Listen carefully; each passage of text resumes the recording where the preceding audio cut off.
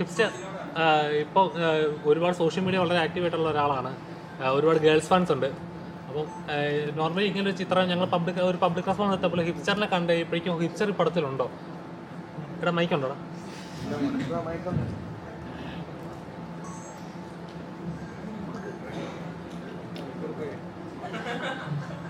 ഒരുപാട് girls fans ഉള്ള ഒരാളാണ്, സോഷ്യൽ മീഡിയ വളരെ ആക്റ്റീവായിട്ടുള്ള ഒരാളാണ്. ഇതിന്റെ ഒരു പബ്ലിക് റെസ്പോൺസ് എടുത്ത സമയത്ത് തന്നെ ഹിപ്സ്റ്റർ ഈ പടത്തിലുണ്ടോ? അപ്പോൾ കാണാനൊരു ഇൻട്രസ്റ്റ് ആണ്. ഉണ്ട് ഗേൾസ് ആയാലും കുറച്ച് അദ്ദേഹം ഈ പടത്തിലുണ്ടോ എന്ന് ചോദിച്ചില്ല. അപ്പം അത്രയും ഒരുപാട് ഫാൻ ഫോളോവേഴ്സ് ഉള്ള ഒരാളാണ്. ഈ പടത്തിലേക്ക് ഇങ്ങനൊരു ക്യാരക്ടർ എന്താണെന്നൊരു എങ്ങനെയാണ് ഈ പടത്തിലേക്ക് വന്നത്? പടത്തിലേക്ക് ജിത്തുചേട്ടൻ വിളിക്കുകയായിരുന്നു. അല്ല, ഫസ്റ്റ് പടമാണല്ലോ. ഫസ്റ്റ് പടമല്ലേ? അപ്പം ഇതേപോലെ ഒരു ഭഗതിക എന്ന് പറയുമ്പോൾ വലിയൊരു ആക്ടർ ഒരുപാട് പടങ്ങൾ ചെയ്ത് നമ്മുടെ മലയാളികളിൽ ഇന്നും ഇപ്പോഴും ഒരുപാട് ഓർക്കുന്ന കഥാപാത്രങ്ങൾ ഇങ്ങനെ ഒരു പ്രൊഡക്ഷനിലേക്ക് ഭാഗമാകുമ്പോൾ എന്താ ഫസ്റ്റ് സ്ട്രൈക്ക് ചെയ്തിട്ടുണ്ടാവും? എക്സൈറ്റ്മെന്റ് തന്നെയായിരുന്നു. പിന്നെ എന്താണ് ഞാൻ മുൻപ് പറഞ്ഞ ഫാൻ ബോയ് മൊമെന്റ് ആയിരുന്നു അത്. ഇപ്പൊ എനിക്കായാലും റോഷനായാലും ഇതിന്റെയും ഫസ്റ്റ് പടമാണ്. അപ്പോൾ ആ ഒരു എക്സൈറ്റ്മെന്റ് തന്നെയായിരുന്നു അവിടെ. നമ്മൾ റൂമിലായാലും അവിടെ ഷെയർ ചെയ്തുകൊണ്ടിരുന്നതും ആ ഒരു എക്സൈറ്റ്മെന്റ് ആണ്. അപ്പോൾ നമ്മുടെ ഷൂട്ട് സ്റ്റാർട്ട് ചെയ്തിട്ട് ഏകദേശം 1 month കഴിഞ്ഞിട്ടാണ് അതൊക്കെ ജോയിൻ ചെയ്തത്. അപ്പോഴെല്ലാവരും എക്സൈറ്റ്മെന്റ് ആയിരുന്നു പുള്ളിയോട് പെർഫോം ചെയ്യാൻ അല്ലെങ്കിൽ എല്ലാം. ശരിക്കും ഭഗതിക്ക് ഇങ്ങനത്തെ ഒരാളാണോ? കാരണം നോർമലി നമ്മൾ ഒരു ആക്ഷൻ പറഞ്ഞു കഴിഞ്ഞാൽ ആള് വേറെ നമ്മുടെ ടീച്ചറിൽ എന്താ ചെയ്യാലും ഡാൻസിൽ ഇതൊക്കെ ആയാലും ആള് വേറെ എന്നാൽ കട്ട് പറഞ്ഞു കഴിഞ്ഞപ്പോഴേക്കും ആളൊരു നോർമൽ ഒന്നിനും ഇല്ലാത്ത സൈലന്റ് ടൈപ്പ് അങ്ങനത്തെ ഒരു ശരിക്കും അങ്ങനെ ആയിരുന്നു ആള്. ആക്ഷൻ പറഞ്ഞു കഴിഞ്ഞാൽ പിന്നെ രംഗയാണ് അത്. നമുക്ക്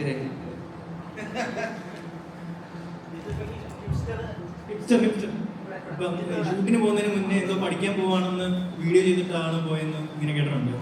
സോ ഇപ്പം യൂട്യൂബ് എടുത്ത് നോക്കിക്കഴിഞ്ഞാൽ ഹിസ്റ്ററി ലാസ്റ്റ് ഇട്ട വീഡിയോ 1 year ബാക്കാണ്. അപ്പം അതിൽ കമന്റ് ഒക്കെ നോക്കിക്കഴിഞ്ഞാൽ മകനെ മടങ്ങി വരും എന്നൊക്കെ പറഞ്ഞിട്ട് ഒരുപാട് കമന്റ് ഉണ്ട്. അപ്പം എന്താ എന്തുകൊണ്ട് പിന്നീട് ഒമേഗിൾ നോക്കിയില്ല, അല്ലെങ്കിൽ പകുതിക്കൊക്കെ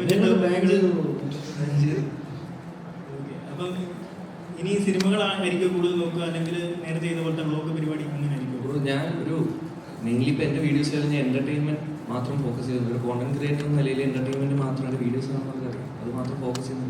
ഞാൻ ഒരു ഫ്ലോയിൽ പോകുന്ന ഒരാളാണ്. ഫിലിമിലിപ്പോൾ ചിന്തിച്ചാലും വിളിച്ചപ്പോഴത്തേക്ക് ഞാൻ ചെയ്തു. അപ്പം നിങ്ങൾക്കും ആ ഒരു കോൺഫിഡൻസ് വന്നാലേ എനിക്കും ചെയ്യാനുള്ളൊരു കോൺഫിഡൻസ് വരുത്തുള്ളൂ. അപ്പോൾ ആ ഒരു ഫ്ലോ അനുസരിച്ച് പോകാനാണ് ഇപ്പോൾ മൈൻഡിൽ. അങ്ങനെ വലിയ പ്ലാനിങ് ഇല്ല. ഇതിപ്പോൾ ഒരു കാര്യം പെട്ടെന്ന് പറഞ്ഞിട്ട്, ഇവര് 3 പേരുമാണ് ഈ സിനിമയിലെ ഹീറോ. ഏറ്റവും ബുദ്ധിമുട്ടുണ്ടായിരുന്നത് ഇവരെ 3 പേരെയും ബാംഗ്ലൂർ പുറത്ത് ഷൂട്ട് ചെയ്യുന്നതായിരുന്നു. കാരണം ഹിപ്സ്റ്ററിനെ കണ്ട ആളുകൂടിയ ഷൂട്ടാണ് കിട്ടില്ല. അപ്പോൾ അത്രയും 1 million സബ്സ്ക്രൈബേഴ്സ് നമ്മൾ സെറ്റിലല്ലേ. അപ്പം ഞങ്ങൾക്കും അത് ഭയങ്കര പുതിയൊരു എക്സ്പീരിയൻസ് ആയിരുന്നു. എനിക്ക് പ്രത്യേകിച്ച് ഞാൻ ആദ്യമായിട്ടാണ് ഇങ്ങനെ ഒരു ഇത്രയും എന്താ പറയുക യങ്സ്റ്റേഴ്സായിട്ട്, അതും ഇൻഡിവിജ്വലി അവരുടേതായിട്ടുള്ള കാര്യങ്ങൾ ചെയ്തുകൊണ്ടിരിക്കുന്ന ആൾക്കാർക്കൊക്കെ ഇൻട്രാക്ട് ചെയ്ത് കുറേ നാൾ 3-4 മാസം ഞാൻ ഒരുപാട് അനുഭവമായിരുന്നു. Thank you. ഇതിപ്പോൾ രോമാഞ്ചം OTT റിലീസിന് ശേഷം രോമാഞ്ചം കണ്ടിട്ട് ചീ വരുന്നില്ല എന്ന് പറഞ്ഞ് വലിയ രീതിയിൽ വിമർശനങ്ങളുണ്ടായിരുന്നു. അപ്പോൾ അതുകൂടി മുന്നിൽ കണ്ടുകൊണ്ട് എല്ലാവരെയും ചിരിപ്പിക്കാം, അങ്ങനെ ചിരി നിമിഷങ്ങൾ ഉണ്ടാവണം, അത് തിയേറ്ററിൽ വർക്കാവുന്ന, അതായത് റിലീസിന് ശേഷവും ആളുകൾ പറഞ്ഞു രസിക്കുന്ന തമാശകൾ, അതായത് നമ്മുടെ പണ്ടത്തെ ഈ അന്വേഷണ സിനിമകളിലൊക്കെ ഉള്ള പോലത്തെ തമാശകളുണ്ടല്ലോ, നമ്മൾ ഡെയിലി യൂസേജസ് പോലെ ഉപയോഗിക്കുന്ന തമാശകൾ, അങ്ങനെ ഉണ്ടാക്കാൻ റൈറ്റിംഗ് ലെവലിൽ തന്നെ അങ്ങനെ ഒരു ശ്രമമുണ്ടോ? എപ്പോഴും നമ്മൾ എല്ലാവരെയും എൻ്റർടൈൻ ചെയ്യിക്കാൻ തന്നെയാണ് ശ്രമിക്കുന്നത്. അതായത് ഇതിനും ശ്രമിച്ചിട്ടുണ്ട്, രോമാഞ്ചത്തിനും ശ്രമിച്ചിരുന്നു, ഇതിനും ശ്രമിച്ചിട്ടുണ്ട്. അപ്പോൾ അതിലെ ആളുകൾക്ക് അതായത് ഞാൻ പറഞ്ഞു നേരത്തെ പറഞ്ഞു, അതിലിഷ്ടപ്പെടാത്ത ആൾക്കാർക്ക് കൂടി ഇത് ഇഷ്ടപ്പെടണമെന്ന് ഞാൻ ആഗ്രഹിക്കുന്നുണ്ട്. അതിനുവേണ്ടി ശ്രമിച്ചിട്ടുണ്ട്. നോക്കാം, ബാക്കി മറ്റന്നാൾ പറയും. ഈ രോമാഞ്ചം കഴിഞ്ഞതിന് ശേഷം രോമാഞ്ചം സിനിമയ്ക്ക് ശേഷം ഇത് തന്നെയായിരുന്നു മനസ്സിലായത്. വേറെ സംസാര രീതിയൊക്കെ രോമാഞ്ചത്തിൻ്റെ ഇടയ്ക്ക് ചെറിയ വിഷയങ്ങളുണ്ടായി, അതിനെല്ലാം വേറെ ഡിസ്ട്രിബ്യൂട്ടർ ഏറ്റെടുക്കുന്നു. അതിന് താങ്കൾ തന്നെ പറഞ്ഞു, കാരണം ഇതിനൊരു രോമാഞ്ചം സെക്കൻഡ് പാർട്ട് പോലെ വേറെ ആൾ കമ്മിറ്റ് ചെയ്തെന്ന് പറയും. അതിൻ്റെ സത്യാവസ്ഥ ഇല്ല, വേറെ ആൾക്കും കമ്മിറ്റ് ചെയ്തതായിട്ട് ഞാൻ പറഞ്ഞില്ല. രോമാഞ്ചം സെക്കൻഡ് പാർട്ടിൻ്റെ കാര്യം അന്ന് സംസാരിച്ചിരുന്നത്. രോമാഞ്ചം സെക്കൻഡ് പാർട്ടുണ്ട്, അതിൻ്റെ പ്ലാനിങ്ങുകൾ തുടങ്ങിയിട്ടില്ല എന്നുള്ളതാണ് പറഞ്ഞിട്ടുള്ളത്. അപ്പോൾ അതിലങ്ങനെ വേറെ കൺഫ്യൂഷൻസ് ഉണ്ടായിട്ടില്ല. രോമാഞ്ചം റിലീസാവുന്നതിന് മുന്നേ ആയ പ്രൊജക്റ്റാണ്.